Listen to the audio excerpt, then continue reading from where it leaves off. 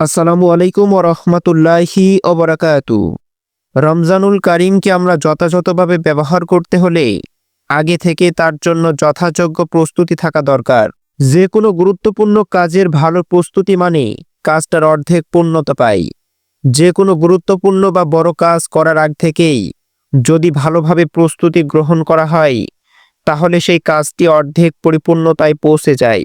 সেজন্য রমজানকে সুন্দরভাবে কাটানোর জন্য আমাদেরকে ভালোভাবে প্রস্তুতি গ্রহণ করতে হবে।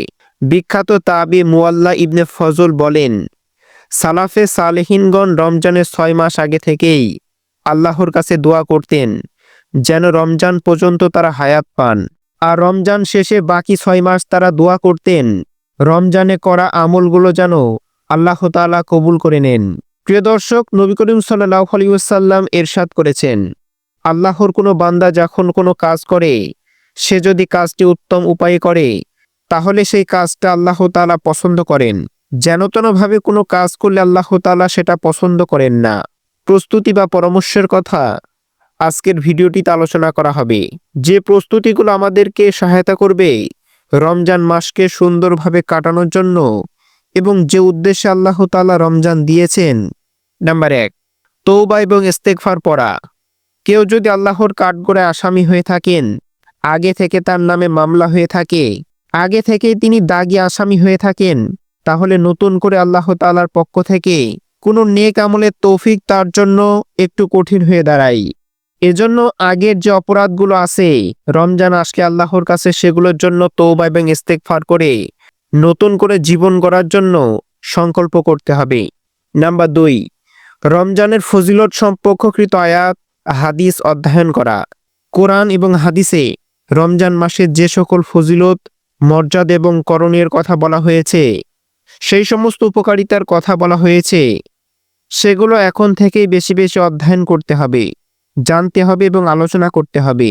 নাম্বার 3, ক্ষমা এবং সওয়াব লাভের জন্য মানসিকভাবে দৃঢ় প্রতিজ্ঞা করা। ক্ষমা এবং সওয়াব লাভের জন্য এখন থেকে মানসিকভাবে দৃঢ় প্রতিজ্ঞা করতে হবে যে আমি রমজান হেলায় কাটাবো না। নবী করিম সাল্লাল্লাহু আলাইহি ওয়াসাল্লামের জীবনে 7 বা 8 বার রমজান পেয়েছেন। বেশিরভাগ সাহাবীর জীবনে 2 থেকে 8টি বার রমজান মাস পেয়েছেন। আমরা এক একজন আলহামদুলিল্লাহ জন্মসূত্রে মুসলিম। আমরা প্রাপ্তবয়স্ক থেকে মৃত্যু পর্যন্ত প্রায় 30 থেকে 40 বার রোজা পাচ্ছি। নাম্বার 4, পূর্বের কাজা রোজা আদায় করা। পূর্বে রমজান মাসের কোনো রোজা যদি কাজা হয়ে থাকে তাহলে সেগুলো এই শাবান মাসে রাখতে হবে। কেননা একটি রমজান আসার আগেই পূর্বের কাজা রোজাগুলো আদায় করতে হয়। মা বোনদের কাজা রোজা থেকে থাকলে তাদেরকেও এই মাসের আদায় করার জন্য উৎসাহিত করতে হবে। নাম্বার 5, নিজেকে ক্ষমা পাওয়ার উপযুক্ত করা। নাম্বার 5, নিজেকে ক্ষমা পাওয়ার উপযুক্ত করা। আল্লাহ রাব্বুল আলামিন রমজান মাসের যে সাধারণ ক্ষমা ঘোষণা করেন সেটি পাওয়ার জন্য হাদিসে কয়েকটি শর্ত আছে। তন্মধ্যে একটি হলো শিরক মুক্ত হওয়া, আরেকটি হলো হিংসা থেকে মুক্ত হওয়া।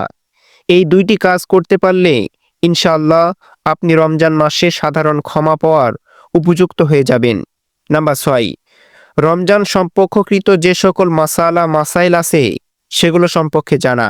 নাম্বার 7, বিগত রমজানগুলোতে যে সকল আমল করতে পারেননি সেগুলো করতে না পারার কারণ চিহ্নিত করে এই বছর রমজানের আগেই সেগুলো থেকে নিজেকে পরিচ্ছন্ন করে নিতে হবে। নাম্বার 8, রমজানের যে নেক আমলগুলো আছে সেগুলো এই শাবান মাস থেকেই রমজানের প্রস্তুতি হিসাবে করা শুরু করতে হবে। নাম্বার 9, রমজান মাসে 24 ঘন্টা রুটিন করতে হবে। রমজান মাসে আমি যেখানেই থাকি না কেন আল্লাহকে সন্তুষ্ট করতে পারি সেই রুটিন এখন থেকেই করতে হবে। নাম্বার 10, বর্তমানে চাঁদ দেখা সুন্নত পৃথিবী থেকে বিদায় হওয়ার পথে, তাই আমাদেরকে শাবানের 29 তারিখে চাঁদ দেখার জন্য পশ্চিম আকাশে অনুসন্ধান চালাতে হবে। নাম্বার 11, রমজানের সকল ধরনের নেক আমলগুলো যেন পরিপূর্ণভাবে করা যায় সেজন্য আল্লাহর কাছে এখন থেকে বেশি বেশি করে দোয়া করতে হবে। আল্লাহ রাব্বুল আলামিন আমাদের সকলকে এই প্রস্তুতিমূলক সম্পূর্ণ করে রমজানের রোজাগুলোকে যথাযথভাবে আদায় করার তৌফিক দান করুন। আমিন।